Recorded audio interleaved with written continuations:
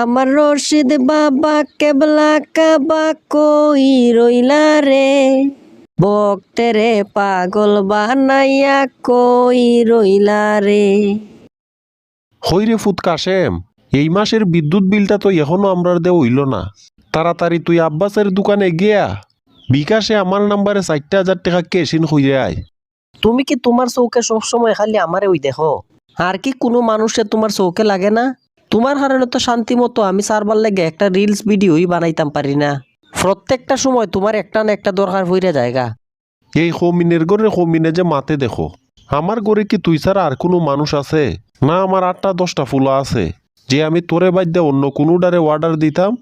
তোমার 8টা-10টা ছেলে নাই তো আমিও জানি।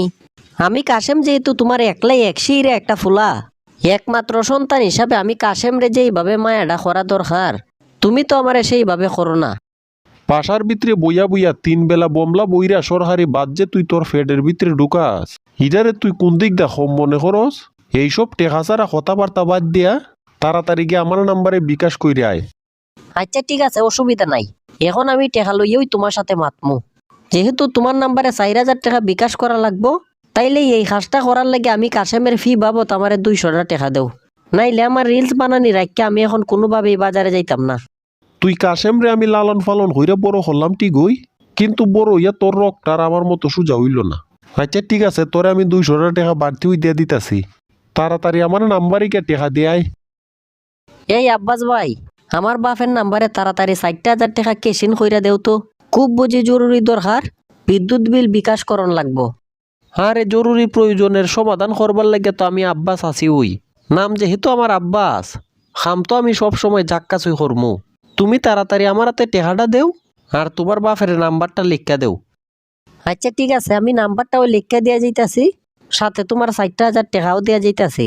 তুমি তাড়াতাড়ি টাকাটা ফাটাইয়া দিও।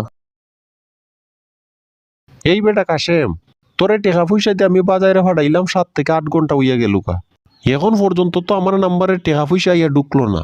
তুই বাজারে বিকাশ করতে গিয়ে আমার টেকাটারে কিতা করছস? তোমার নাম্বারে টেকাইছে না মানে? আমি তো বাজারে গিয়ে সাথে সাথে তোমার নাম্বারে বিকাশে কেশিন কইরা দিলাম।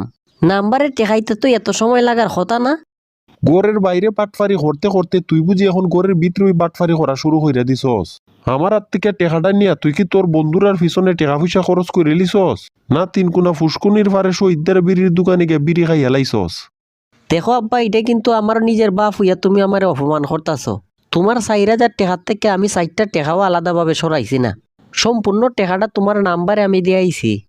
তোর কথাবার্তায় আমি কোনোভাবেই আর বিশ্বাস করি না, আর এত কিছু আমি শুনতেও রাজি না। আগামী 2 ঘন্টার ভিতরে আমি আমার নাম্বারে সম্পূর্ণ টেকাটা চাই, আর নাইলে তোর কাছ থেকে যে আমি কেমনে টেকাটা উদ্ধার করবো এটা তুই নিজেও ভাবতে পারতে না। বিকাশে টাকা ছাড় থেকে কি এক মহা বেজালে ফেললাম আমি। এখনও তুই তাড়াতাড়ি আমার আব্বাস ভাইয়ের দোকানে যাওয়া লাগবো।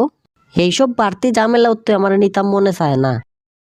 এই মেয়ে আব্বাস ভাই, তোমার আমি টাকা দিয়া গেলাম সেই সকালবেলা, হইলাম খুব জরুরি দরকার, তাড়াতাড়ি টাকাটা আমার বাপের নাম্বারে চাইরা দিতাই, কিন্তু এখন পর্যন্ত তুমি বিকাশের টাকাটা দিলাই না।